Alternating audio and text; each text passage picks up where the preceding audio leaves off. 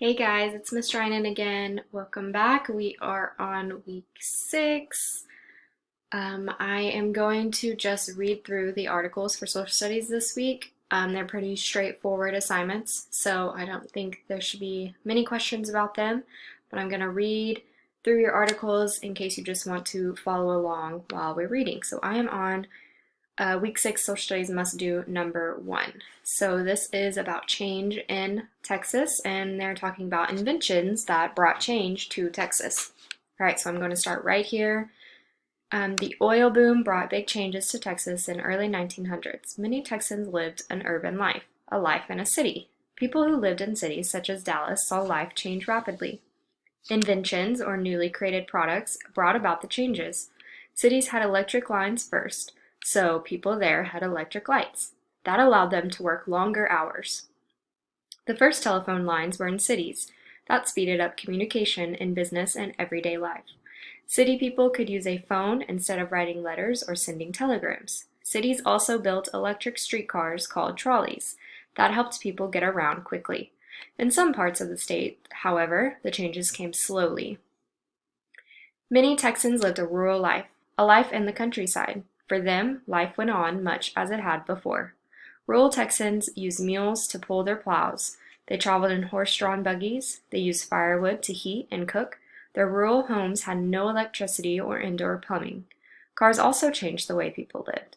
By 1910, cars were a common sight on Texas roads. The use of cars grew so quickly that by the 1920s, cities began to install traffic signs and write laws controlling speeds. All right, so there's some differences between the city life and then the rural life when it came to technology and inventions and changes. New people and new opportunities. Many people moved to Texas. Look at the bar graph. It shows that Texas population grew by more than 1.5 million people between 1900 and 1920. That is a lot of people in 20 years. Many new Texans came from other states. Others immigrated from Mexico and other nearby counties. Some came from faraway nations in Europe, Asia, and Africa. The artist Elisabeth Ney came to Texas from Germany, a country in Europe. Ney carved the sculptures of Sam Houston and Stephen F. Austin that stand in our state capitol. What brought the newcomers to Texas cities?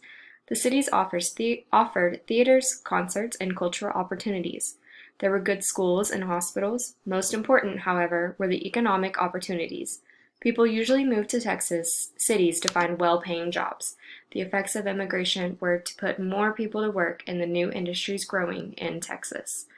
All right, so your assignment, step 2, on the chart below, rank the items in box from most important discoveries or inventions to the least important in your opinion. Okay, so there's really no right or wrong answer. It's just what you think were the most important. So number 1 at the top will be your most important out of electric lines, electric lights, telephone, trolleys, cars, traffic signals, and laws controlling speed.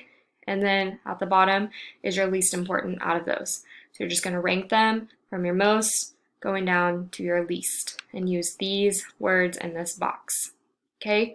And then on step 3, what are 3 reasons people moved to Texas cities in early 1900s? Use text evidence. Okay? You've got to have 3 reasons that people moved to Texas cities in the early 1900s. Go back to your reading and find 3 reasons. Okay? Use stuff from the reading to show text evidence on 3 reasons people moved to Texas cities. Okay, so that is must do number 1. Make sure you answer both step 2 and step 3 question. I'm going to go now to social studies must do number 2. So you can pause right here so you can work on number 1 and then come back to this one. But I'm going to read through this one, and this is just a read and write. So I'm going to read the article and then you're going to write about it. So week 6 social studies must do number 2. This is about growing industries. Starting right here. Jobs were available in Texas industries. An industry is a group of businesses that makes a type of product or provides a type of service. Thanks to the railroads and the discovery of oil, many Texas industries grew fast. The oil industry was booming. Many people moved to Houston to work in oil refineries. Others worked in the Gulf Coast port cities, shipping oil overseas. Later, the natural gas industry created many jobs. Workers were needed to build gas pipelines to Texas cities. Meatpacking was another growing industry in Texas. Fort Worth was a center of the cattle trade. The cattle industry impacted the meatpacking industry. As more cattle were raised to sell, it led a need for more meatpacking plants. Large meatpacking plants there hired many workers. The workers slaughtered cattle and prepared meat for shipment to markets. Many Texans found jobs in manufacturing. To manufacture is to make or process goods, especially by machine in large quantities. By 1910, Texas had a number of cotton mills. Logging companies and sawmills were active in East Texas. Sawmill towns sprang up there to house workers. Lufkin became a center of the growing lumber industry. Businesses in Lufkin made and sold supplies to companies and workers who were cutting down the big pine forests of East Texas. So the new inventions help industry. Cans, like those in grocery stores, were another invention. They kept food from spoiling. Canneries filled the cans with food and sealed them airtight. Now people in other parts of the United States and the world could eat food grown in Texas. The assembly lines and mass production. Henry Ford began to make automobiles in Detroit, Michigan in 1903. At first, Ford's workers could only make a few cars a day. Then Ford put in a moving assembly line. An assembly line moves a product past workers who stay in place. Each worker specializes in one small task. Breaking down a big job into small parts like this is called the division of labor. Ford's factory could make a car every 90 minutes. This is called mass production. In 1913, Henry Ford brought his new technology to Texas. He opened a car factory in Deep Ellum near Dallas. The impact of mass production and specialization on the economic growth of Texas was huge. Mass production, specialization, and the division of labor let factories produce more goods and produce them cheaply.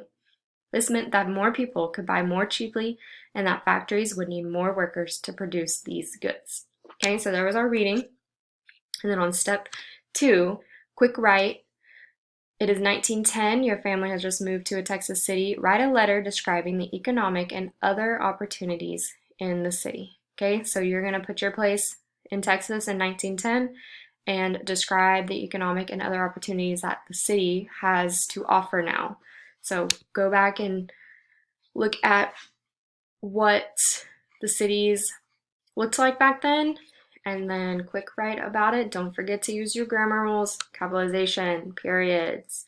Okay, this is a letter, so it should be a few sentences long. All right, so that is the only thing you need to do for must do number 2. I think that's pretty much it this week.